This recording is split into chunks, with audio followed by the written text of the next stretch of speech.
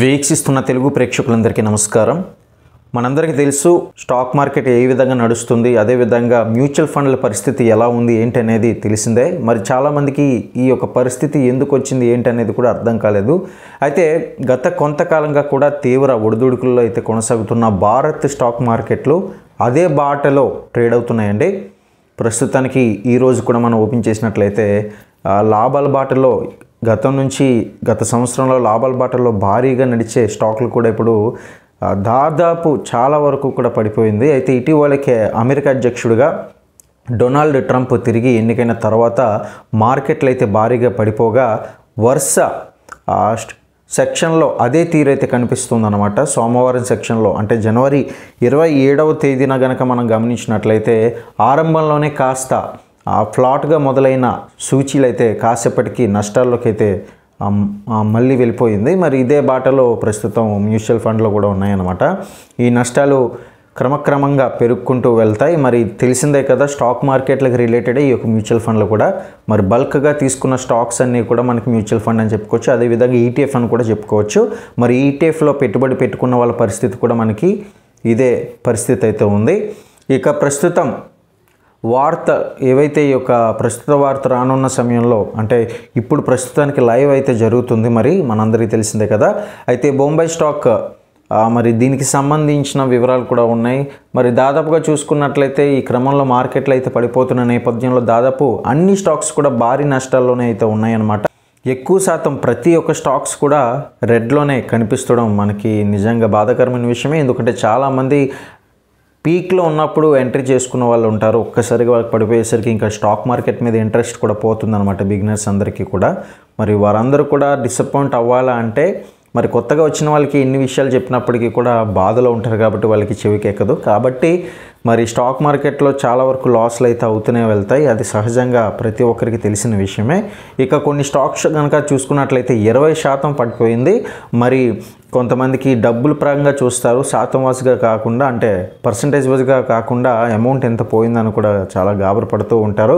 వాళ్ళు పెట్టిన క్యాపిటల్లోనే నష్టం చూస్తూ ఉంటే ఎవరికైనా బాధ అనేది ఉంటుంది, అది కామనే. అయితే కొన్ని అయితే చూసుకున్నట్లయితే 10% పైగా అయితే పడిపోయింది. ఇక కొన్ని స్టాక్స్ చూసినట్లయితే 5% లోయర్ సర్క్యూట్ కొట్టిన స్టాక్స్ కూడా చాలానే అయితే ఉన్నాయి. ఇప్పుడు మనం వరుసగా పడిపోతూ ఇన్వెస్టర్లకు భారీ నష్టాలు ఇస్తున్న స్టాక్ గురించి అయితే ఇప్పుడు మనం తెలుసుకుందాం. కొన్ని స్టాక్స్ అయితే ఉన్నాయి.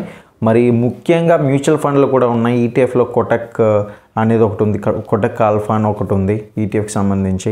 ఇలా కొన్ని స్టాక్స్ అయితే భారీగా పడిపోయిందండి ఈటీఎఫ్ స్టాక్స్ కూడా. మరి అదేవిధంగా మ్యూచువల్ ఫండ్లు చూసుకున్నట్లయితే గతంలో మంచి రిటర్న్స్ ఇచ్చిన మ్యూచువల్ ఫండ్లు కూడా ఇప్పుడు దారుణంగా ఉంది వాటి పరిస్థితి.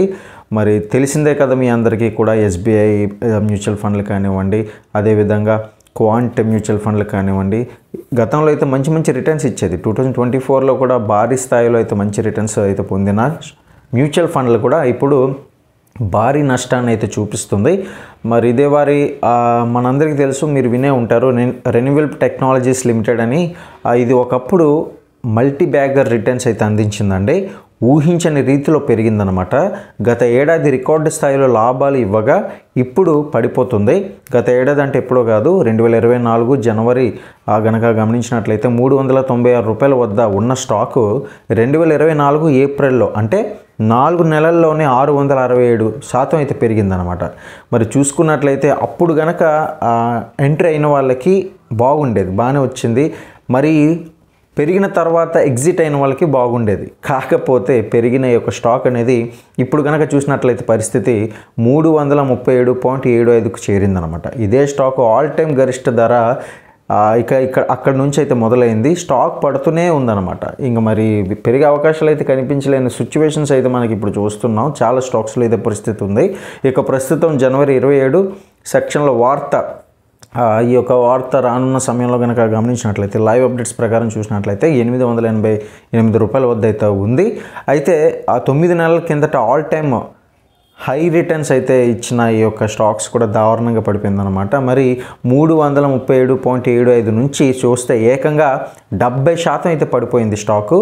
మరి ఇంకా ఇవాళ ఇంటర్ ట్రేడ్లో చూసుకున్నట్లయితే కనుక 841.30 వద్ద అయితే ఆ కనిష్టాన్ని అయితే తాకింది. మరి ఇలా తాకినప్పటికీ కూడా ఇక్కడతో పోలిస్తే కనుక 72% అయితే తగ్గింది. అంటే 9 నెలల్లో కిందట ఇందులో చూసుకున్నట్లయితే ₹1,00,000 ఇన్వెస్ట్ కనుక చేసిన వారికి ఏకంగా 72,000 నష్టం వచ్చిందనమాట. చాలా నష్టం అండి, భారీ నష్టం నిజంగా చెప్పాలంటే. మరి లంసమ్గా పెట్టుబడి పెట్టిన వాళ్ళకైతే ఇంకా మరి వేరే లెవెల్ అనమాట. అది ఇంకా భారీ నష్టం. ఇంకా అది ఎస్ఐపి వైజ్గా కూడా అంటే నెల స్టాకుల్లో ఇన్వెస్ట్మెంట్ చేసిన వాళ్ళు ఉంటారు, మ్యూచువల్ ఫండ్లోనే కాకుండా. మ్యూచువల్ ఫండ్ ఎస్ఐపి అనేది ఆటోమేటిక్గా మనకి బ్యాంక్లో కటింగ్ అయ్యి అందులో వెళ్తూ ఉంటుంది, అది వేరే విషయం అవుతుంది, ఎలోకేట్ అవుతుంది. మరి కానీ ఇక్కడ స్టాక్స్లోకి వచ్చేసరికి లంసం పెడతారు ఎక్కువ శాతం మంది బిజినెస్ మ్యాన్స్ కానివ్వండి, ఎవరైనా మార్కెట్లో ఎంటర్ అయినప్పుడు లంసం పెడతారు. కొత్త వాళ్ళు అయితే కొంచెం పెట్టుకుంటూ వెళ్తారు. మరి వాళ్ళకైనా సరే ఆ కొంచెం పెట్టినప్పటికీ కూడా కొద్ది కష్టంగానే కనిపిస్తుంది నష్టం వచ్చినప్పటికీ.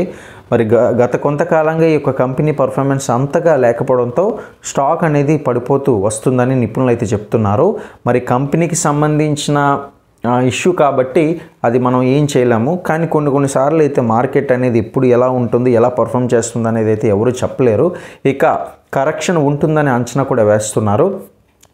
ఇక అదేవిధంగా పలు బ్రోకరేజ్ టార్గెట్ ప్రైస్ ఇంకా తగ్గిస్తున్నాయన్నమాట. మరి వీటికి సంబంధించిన కూడా వివరాలు వచ్చాయి. అయితే మార్కెట్లో ఇన్వెస్ట్ చేసే ముందు అధిక నిపుణుల సలహాలు అయితే తీసుకోవడం చాలా ఉత్తమం అండి. ఎందుకంటే మనందరికీ తెలుసు స్టాక్ మార్కెట్ కొన్ని ఫండమెంటల్ అని ఏదో చాలా ఉంటాయి, చాలా రకాలుగా. ఇప్పుడు నేను చెప్పిన విషయాల్లో కూడా నాకు కూడా సముద్రం అంత ఉంటే కొంతవరకు మాత్రమే నాకు కూడా తెలిసిన విషయాలు అయితే మీతో షేర్ చేసుకుంటూ వస్తున్నాను. సముద్రం అంతలో మనకి ఎంతో కొంత నాలెడ్జ్ అయితే మీకు అందిస్తానన్న ఉద్దేశంతో ఈ వీడియో చేస్తున్నాను. ముఖ్యంగా మన వరకు వచ్చిన అప్డేట్స్ ప్రకారం చూసుకున్నట్లయితే ఒక స్టాక్స్లోనే కాదు, మ్యూచువల్ ఫండ్లోని ఈటీఎఫ్లో కూడా ఇదే పరిస్థితి అయితే నడుస్తుంది. అన్నిటి కూడా రిలేటెడే, అది వేరు ఇది వేరు అనేవి ఉండదండి.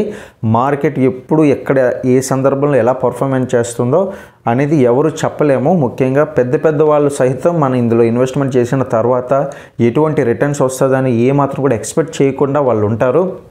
కాకపోతే కొంచెం ఎక్స్పీరియన్స్ పర్సన్స్ కాబట్టి ముందు నుంచి అట్లా ఇన్వెస్ట్మెంట్ చేసుకుంటూ వస్తున్నారు కాబట్టి ఏ సమయంలో ఎక్కడ డౌన్ అయ్యే అవకాశాలు అనేది కాస్త అంచనా వేస్తారు తప్ప మనం హర్షద్ మెహతా కాదు, ఎవరూ కాదు, సాధారణమైన మనుషులమే. కాబట్టి వీలైనంత వరకు మార్కెట్తో ఆడుకున్న వాళ్ళ పరిస్థితుల్లో కూడా అంటే ప్రతి నిత్యం కూడా పరిశీలిస్తూ ఎప్పటికప్పుడు ఇన్వెస్ట్మెంట్ చేస్తున్న వాళ్ళు కూడా కొన్నిసార్లు దెబ్బడిపోతారు. అది సహజం అనమాట మార్కెట్లో ఇదంతా కూడా.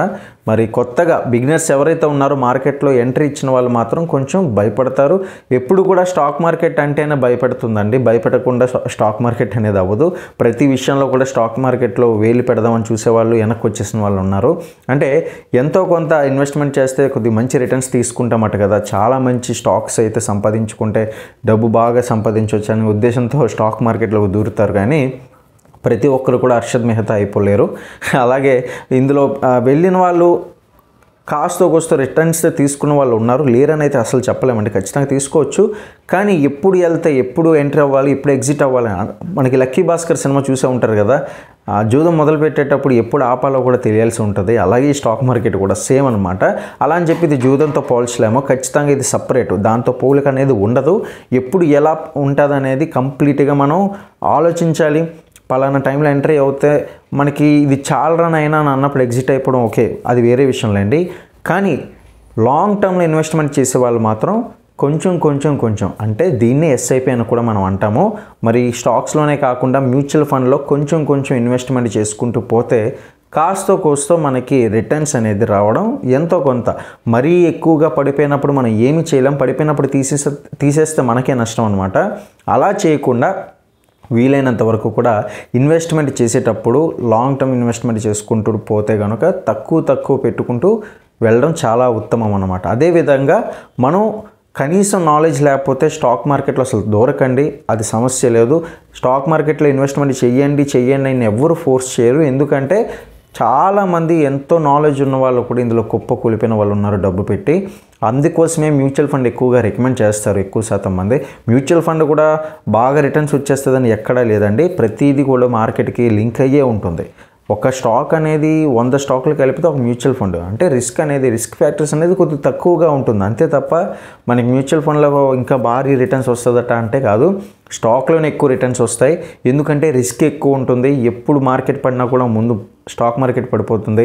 స్టాక్ మార్కెట్ తర్వాత లైవ్లో స్టాక్స్ ఉంటాయి, ఈటీఎఫ్ కూడా లైవ్లోనే ఉంటుంది. మ్యూచువల్ ఫండ్ మాత్రం మనకి నెక్స్ట్ డే అయితే రిఫ్లెక్ట్ అవుతుంది. మరి ఈ విధంగా ఉంటుంది. ఏదేమైనా సరే మ్యూచువల్ ఫండ్లో పెట్టుబడి పెట్టిన వాళ్ళకు కూడా భారీ నష్టం అయితే తప్పలేదు. మరి మొత్తానికి దీనికి సంబంధించిన వివరాలు అయితే మీకు అందించాను. మరి తర్వాత ఎప్పుడు లెగుస్తుంది, ఎప్పుడు పడిపోతుంది అనేది ఎవరు కూడా ప్రిడిక్ట్ చేయలేరు. ఏదైనా ఇన్ఫర్మేషన్ వస్తే మాత్రం డెఫినెట్గా దీనిపైన అయితే మీకు అందిస్తాను. ప్రతి ఒక్కరికి లైక్ చేయండి, సబ్స్క్రైబ్ చేసుకోవడం మాత్రం మర్చిపోకండి.